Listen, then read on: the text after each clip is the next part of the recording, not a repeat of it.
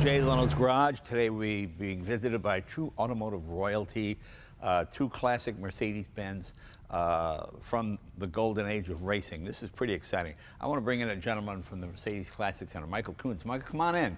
Good to see you, my friend. Hi, Jay. How are you? Well, thank you so much for doing this. This is having the Mona Lisa hanging in your house. And I remember this car as a kid. I have the old magazines. 1952, correct? Correct. Okay. 1952, car number 5. Okay, so was this considered a prototype? This was in a race series, so these were Right. built specifically for racing, so you can't really call it a prototype, but in a Right. race series of cars, yeah. Now, was the body magnesium? This car, the body is aluminum. Aluminum, A okay. later car, we made one in magnesium. And it weighs something ridiculous, like under 2,000 pounds, isn't It's that correct? very low weight, yes, for sure. Yeah. Okay, put that in perspective. This weighs about the same as a Lotus Elite or something at the time. Yeah. And it's a much bigger car. And It's a closed car with a roof. I mean, it's amazing how they were able to do that. You know, the thing that always interests me with the Rudge wheels. Mm-hmm. Now, the Rudge wheels were heavier than the stock wheels. Mm-hmm. So I never understood the advantage. You always went to lighter wheel for a magnesium wheel for unsprung weight. And when I got my SL back there, my old beater one, I thought I'd like to find a set of Rudge wheels. But then I realized, well, they weigh more. What was the advantage to having them? Do you know? Changing the wheel in a race, much quicker. I guess that's true. Yeah, much quicker. But that was about it, isn't it? Because That's about it. It was a heavier wheel. So for the street, there's really no. No. It's rare, of course, so, you know, And it people looks cool. like it, you know. It's very cool seeing the spinners going from behind when you're following the car. Very, very cool. Tell us about this one here. So this is car number 11, so it's also considered a W194. This is a W194. So in the series of W194s, 11 cars, this is the 11th one. This is 1952. This was intended as a car for 1953. So in this case, that is a prototype. You know, it almost looks like it could be produced today. I mean, it looks that far ahead in the future. I can't imagine in the 50s this so outclassed the competition. I mean, the Porsche Carrera was impressive too, but this one was a big, powerful, meaty American car that Americans, more for the American taste. The Porsche was always considered somewhat small and, you know, sort of dainty, if lack of a better word. Whereas these were sort of, I remember Clark Gable had one of these and various movie stars. Max Hoffman is the man who made this possible. Just a little quick history. Max Hoffman was a car salesman in the classic American tradition. And he went to Germany and he said, you got to make this for the American market. No, we cannot do that. So he said, I'll buy 1,000 cars. And we said, if you make 1,000, I'll buy them all. And they thought, well, this was after the war. Everybody needed money, rebuilding of Europe. And they thought, okay. I think they probably thought Max Hoffman was crazy, but it turned out to be a pretty He guaranteed it, and you know, and it was not a car that was intended for series production at all, right? They said, no, this is a race car, you know, that's the racing world, that's the production world. They did not intended on doing that, but based on his success, he had a good track record. Right. They decided to do it. Yeah, well, I'm glad they did. That's pretty exciting. So tell us some more about the cars. Which one do you want to start with? We'll start with number 5. So within this series of cars, there were 10 built like this. Okay. Yeah. 10 built like this. There is aluminum construction, tube frame chassis. What's interesting to note is that unlike other racing brands, they would build something bespoke for racing, right? It had no connection to production technology. Right. Whereas this, Germany, 7 years after the war ended, wanted to go back into racing because it was part of their DNA, had very few resources to do so, and utilized passenger car technology to build the car. So mechanically, it's kind of interrelated to an Adenauer sedan, a 300, a very kind of staid, slow, you know, big sedan, but they used componentry from that vehicle, and then they modified it heavily, and then produced this very lightweight tube frame and chassis and body.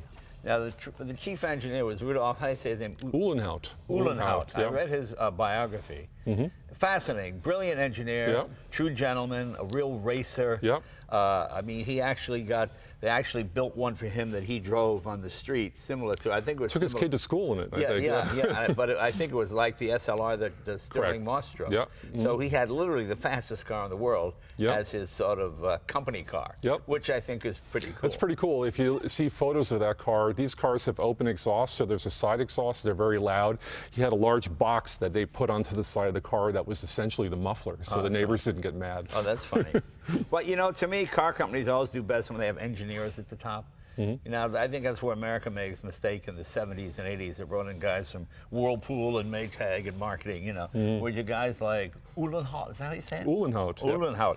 Yeah, I mean, and now you have guys like Mark Royce at GM. He's at Nürburgring every weekend, you know, breaking in Cadillacs and doing it. And it's really fun to see engineers running the business. Okay, let's walk around again. Can you open the hood on this? Yep. We're going to need to get a special tool to do that. Okay. Right? Yep.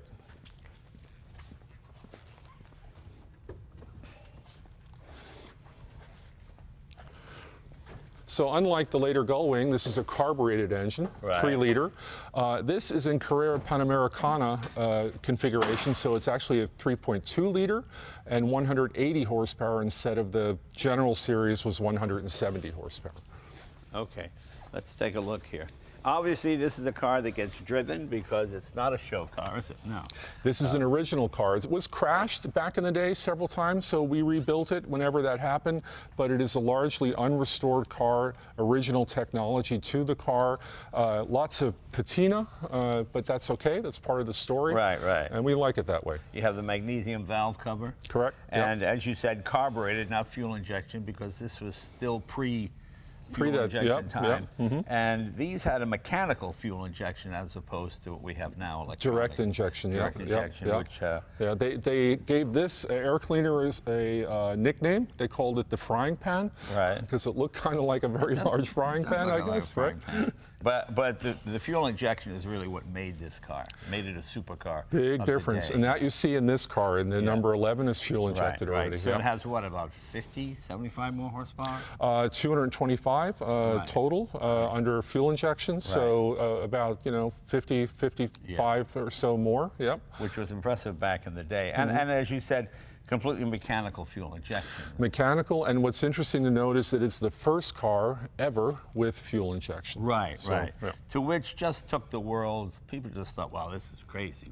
I mean, it just seemed like the most complicated opening the back of a watch. Yeah, I mean, it's just unbelievable.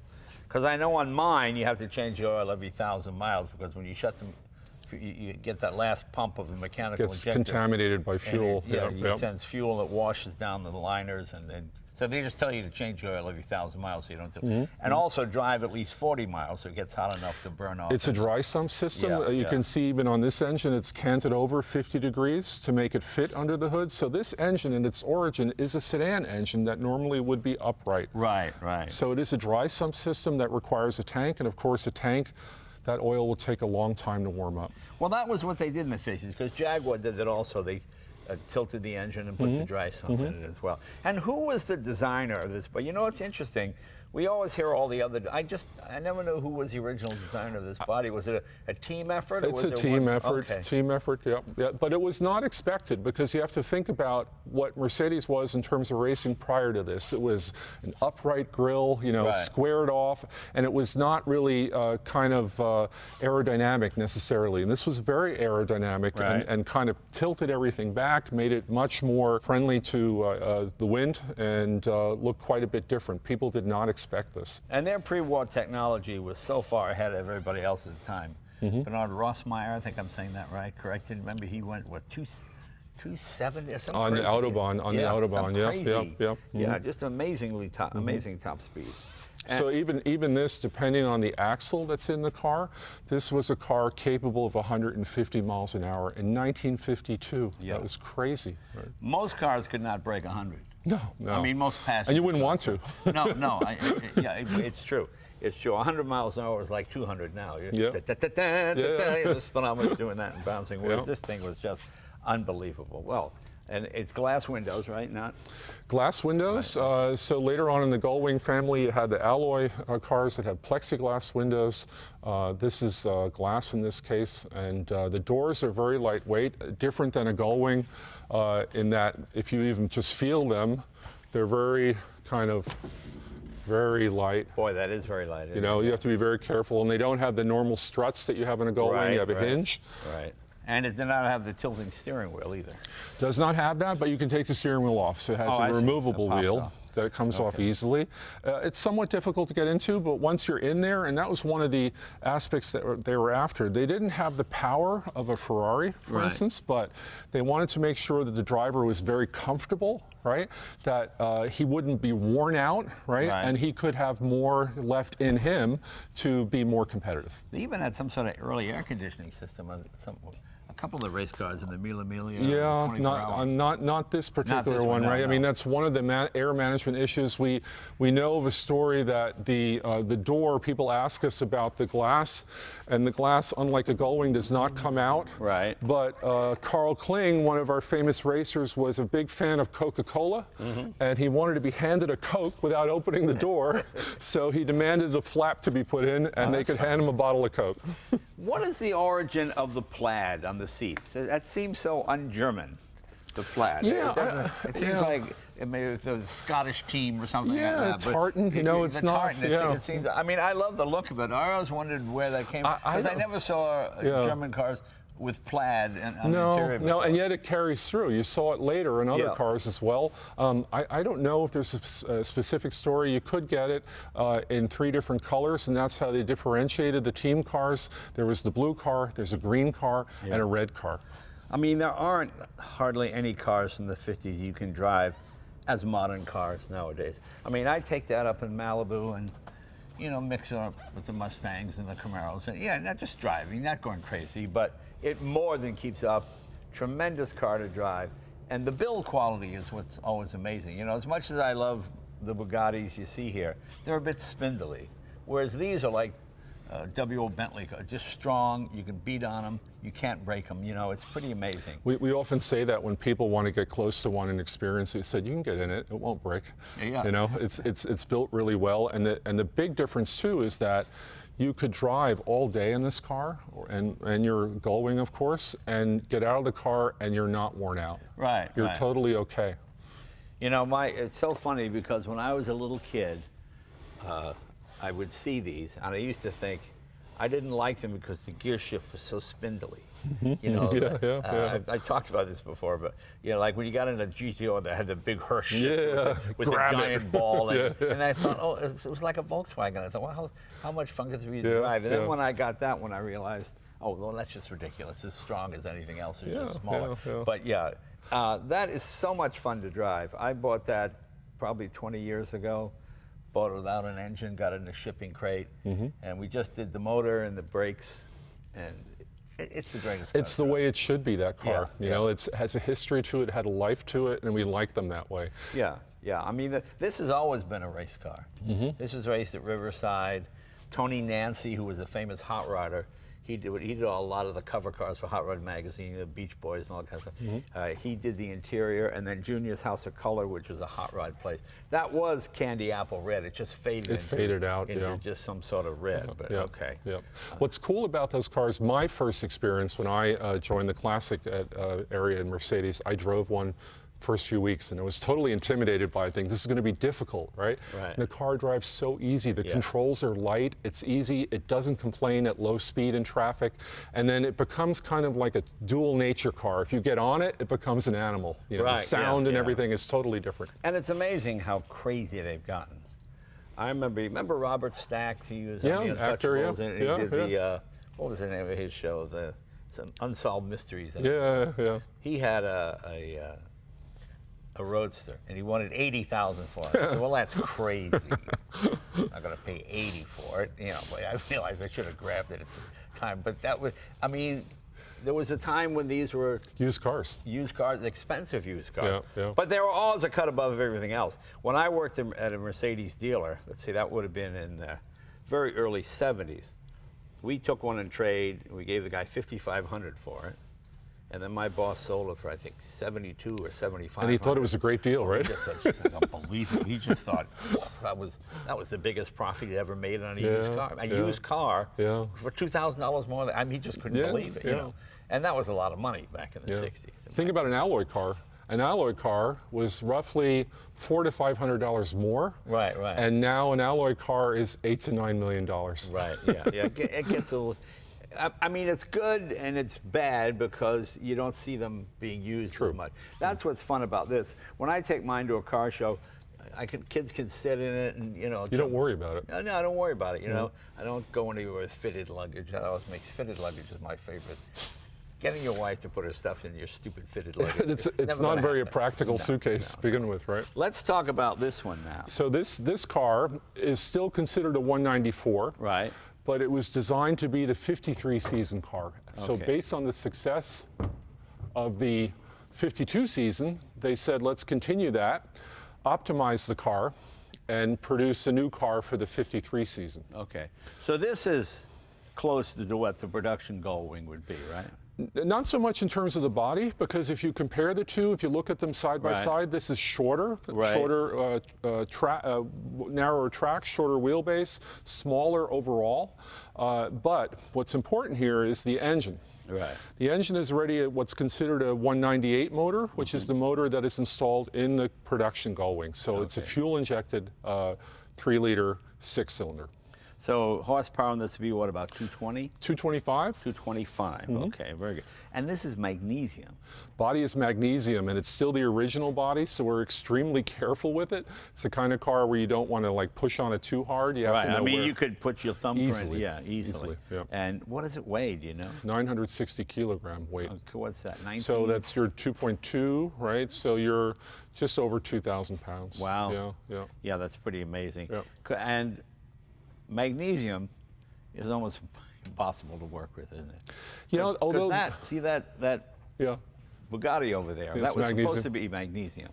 Okay. But when they started, it was just too hard to deal with. You couldn't, you know, I mean, there are people who can weld magnesium. I don't know any of them, but in Europe, like this car, it still has its original body, but it was they weren't sure for a long time. Is it magnesium? No one wanted to start sanding down on it, right? Right. But they did that eventually, and they discovered they took the body off, they took the paint off the car, and they discovered that there was corrosion under the paint, and the body had a lot of pinholes in it all over the place from the corrosion from underneath, right?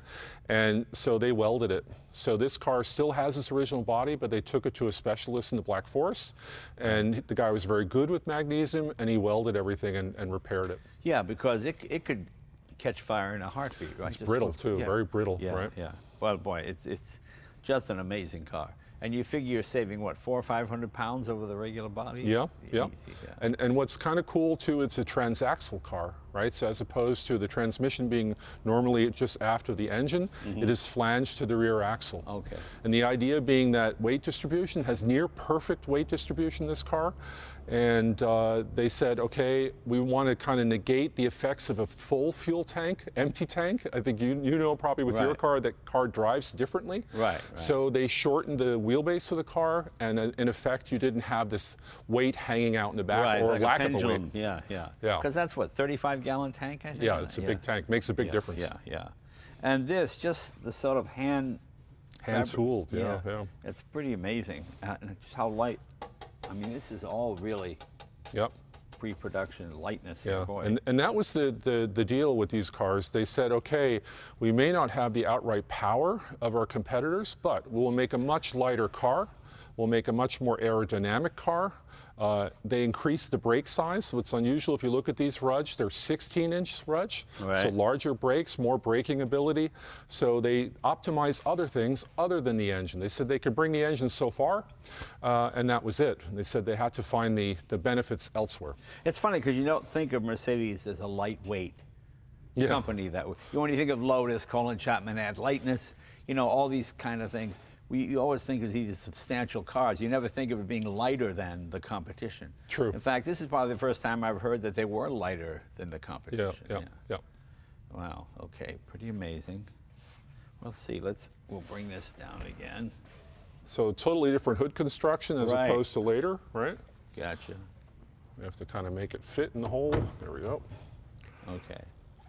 And also what you see here is that they went away from the shifter being this gooseneck shifter in the 194, this very long shift rod, to a more traditional upright at your hands, you know, falls right into your hand. And it has a lockout, which I've not seen in... Yeah, it's a different shifter design. The prior car had kind of a transmission shift arrangement from a Model 170 sedan. Again, they were using the parts they had, so a very long shift rod, and this is what more like what you see later on a production 300 SL falls readily to the hand.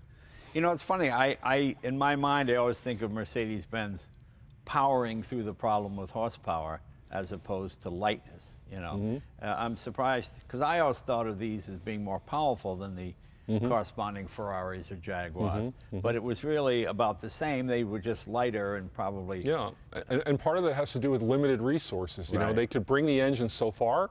In its origin, it was still a 300 block. And, you know, they said, okay, we'll bring it up to that. There's not much more in it. Then you have to go elsewhere to find the competitive edge. But, you know, I like limited resources because it makes people think. It gets creative. You know, to me, low-budget movies with a good script are better than a big-budget movie that's just... With the same script over and over again. Yeah, you see it a million times, you know. And that's true, the idea that we only have this much horsepower, how can we add more through lightness? You know, in fact, it's magnesium and all these other bigger things. Brakes, too. Bigger brakes, you know, increase that edge. And, of course, no discs yet. No disc yet, but it had been thought to equip it with this, but this was not developed further, so it never got. Now, was this a wind tunnel tested car? This was a wind tunnel. They had an alternate way of doing that. They did it in water, and they basically pushed a current against the front model of the car, a wood model, and they optimized it from there. Well, you know who did that too with the Stanley brothers in 1906, when they set the record of 127 miles an hour with the Stanley steamer. They went to all the canoe companies in New England, and they would pull them through the water with one of those measures how much effort is needed to pull it through resistance, you know.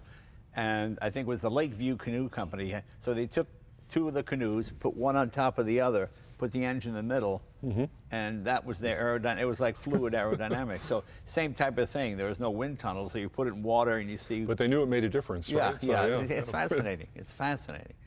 The cool thing is that if you look at it, most people would look at it and say, okay, this is the Gullwing, right? It's kind of the same car. It's not the same car because it's much smaller, the car. It's more narrow, has a much smaller frontal area. Yeah, the front end is different. I can see the differences. I can see the differences. And obviously there's no bumpers. Well, mine has the bumpers off it too, but I think it's a much cleaner car. It's a lot of weight savings too. I know, the bumpers are enormous on these things, And of course we have the side exhaust exiting here. Open exhaust, Yeah, and you've got your vents here to get air out, obviously engine heat out. Why the vents in the back? Are these to keep the air moving? Is that what it is? Well, the thought was the car is sealed underneath, so they're managing the air through the car. And by exiting air out through here, air is going through the side areas of the car and in effect creating a suction effect, a vacuum downforce to the car. Yeah, I can see the subtle differences between mine and this. Of course, you have the Philly here rather than in the trunk. Yeah, designed for racing. You know, the cool thing for me, I look at this car and it looks completely modern. It doesn't look like it's been aged at all. No. It's a clean design, and you know, that's the appeal of the car. Plus, the cars were extremely reliable. You know, you could take these cars, run them all day hard. They would not complain at all. I'm sure you do that with your cars, and they take really minimal care. As opposed to other brand cars, other races from the period where you had to do a tremendous amount of work every day, probably on the car. And does this have the spare in the trunk as well? This has a spare, two spares, because again, it was designed for road racing. Latch. Yep, letter D for Germany. So you had to have the letter, you know, the country symbol. And they did it in that way, right? Wow, yeah, there are two spares. Look at that. Yeah, it comes from the origin of the car, the intended use for the car. As a road racer, you had to sometimes help yourself on the road. So they wanted to make sure that you had the means to do that, especially on a race like Carrera Panamericana. You might have been in the middle of nowhere and you might have had to change a wheel, and then 10 minutes later, yet another one. Right. And all four wheels are the same size? All are the same size. The only difference, of course, from late series this car to the earlier is it went to a 16-inch wheel. Right, right. But I just like that era when all four wheels were the same size. It's easy. Yeah, yes, easy. It looks balanced. And I got to give a shout out to the Classic Mercedes Center. You know, if you have a classic Mercedes-Benz, as I have a bunch of them, you guys have every part available. They're not inexpensive, but when yours breaks, boy, they seem pretty cheap when you try to find something else, you know, and they always fit. That's what's fun about it. I love that Mercedes-Benz supports these cars. Every part is available for this Gullwing. Every mechanical part you can get from the factory with the factory part number stamped on it. It's not made in some foreign country and it's going to leave you stranded somewhere. So that's really good. I've got a Mercedes 600, which is, to this day, probably the most expensive car to restore in the world. Low production, that's the problem. Low production, but you know, brake master cylinder, boom, got a brand new one. Didn't have to get an old one and send it out and get it sleeved. I got a brand new one from Mercedes-Benz, and now I can drive the car in a stop. So I just want to say thank you for that. This is also knockoff wheels, obviously. They give you the hammers in there. Yep. What else have we got?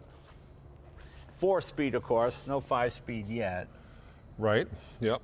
So that was also another issue, you know, because they didn't have that from the production car family yet, right? So again, this was a kind of the best use of the components that they had available to make the most out of it.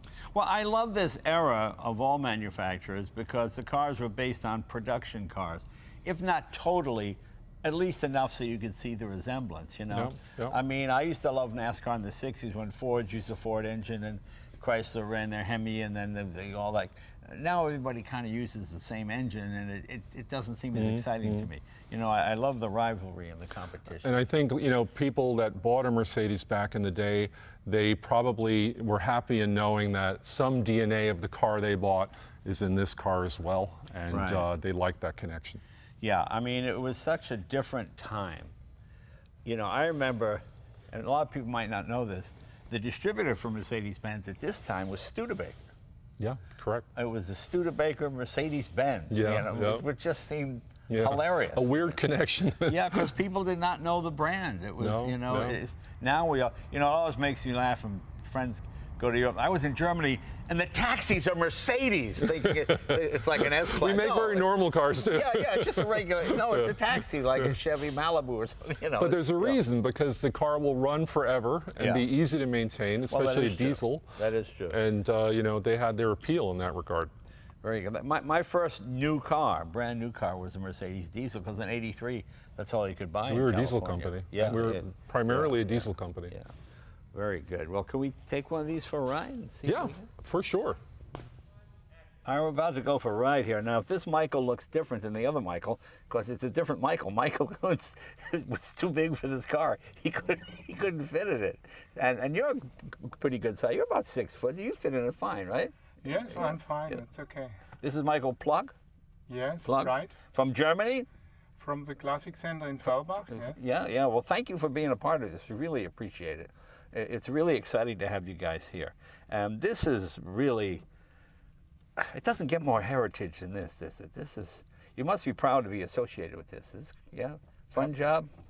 Absolutely. Yeah. It's a great car. It's the mind of Uhlenhaut in this car. Yeah, I mean, he was one of my all-time top engineers. W.O. Bentley, him, Duesenberg. There's not many of them. The Hispano-Suiza guy, Mark Burkett. There's a few guys, Ferdinand Porsche, of course. But yeah, this is really his genius. Well, let's start it up. What's the first thing to do? Push this in? Yes, press. Push that in and hit the starter button here. Yeah. Starts like that. All right.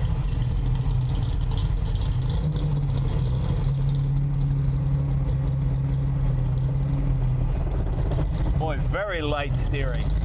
Yeah.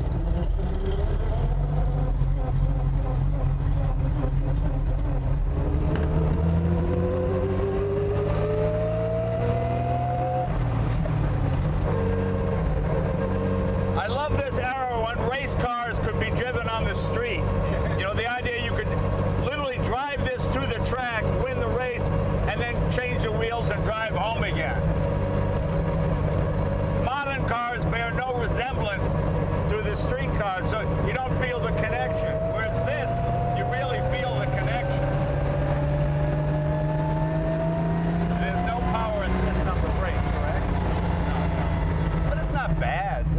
bad at all. It's good. Good German engineering. Yeah, yeah. I like that era. Everybody kind of thinks alike now. Everybody knows what everybody else is doing. But I like that era when the Americans did it one way, Germans did it one way, the French did it totally different than everybody else. You know, and it's just interesting to see the different ways everybody handles situations and problems.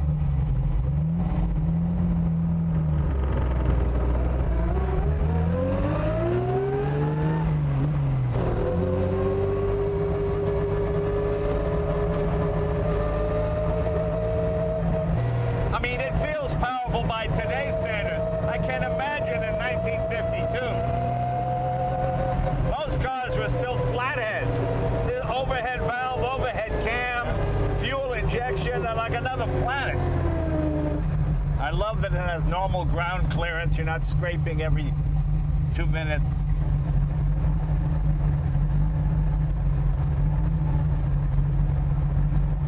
I can almost feel the connection between this and the SLR. I have that SLR, which is the most misunderstood car of all time. Yeah. You know, it's a grand touring car that handles. It's not a sports car. Yeah. Yet, I put more miles on that than almost anything because you can take it anywhere, you can drive it anywhere.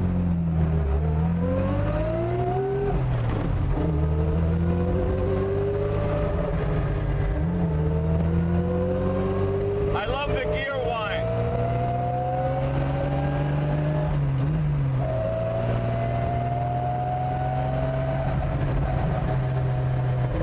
If this was carbureted, it'd be sputtering and, you know.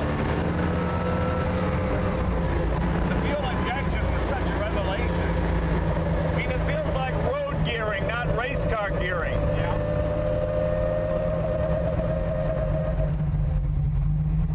And you have no rubbers between engine, gear, and frame. All is direct. Yeah. Shows you how nicely balanced it is. And no handbrake. No handbrake. No handbrake. No, They don't use that for testing on race courses. I guess that's true. It feels like 4 liters or 4.5. You know, it's only a 3 liter, isn't it? Yeah.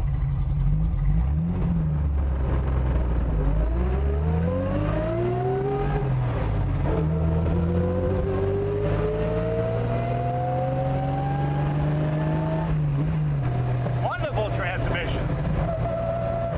Those are straight cut gears, yes? Yeah. But they mesh nicely. Do you travel with this car around the world when it goes to different countries? Not so much. No? This car. The car was at Nürburgring and Pebble Beach. Yeah. And in the last 40 years, more in the store than on the road. Yeah. Well, that's a great road car. You feel like you're driving when you drive it. It's so light, it almost feels like power steering. No effort at all. You just think around corners. Very long-legged. Yeah.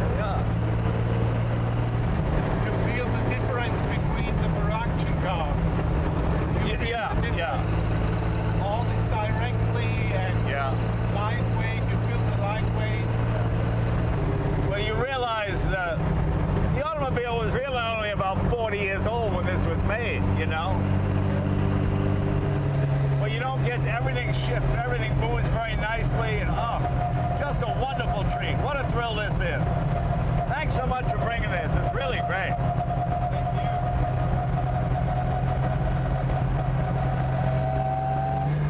And the balance is 50-50. Yeah. Perfect. Yeah, you can feel it. But every sensation is transferred to the driver. You know exactly where the wheel is. Well, just amazing.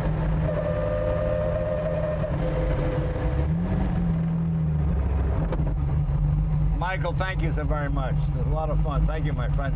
Just great. Thank Just you, great. Jay. What a thrill this has been. Pretty exciting. I got to go drive mine now. See you guys next week.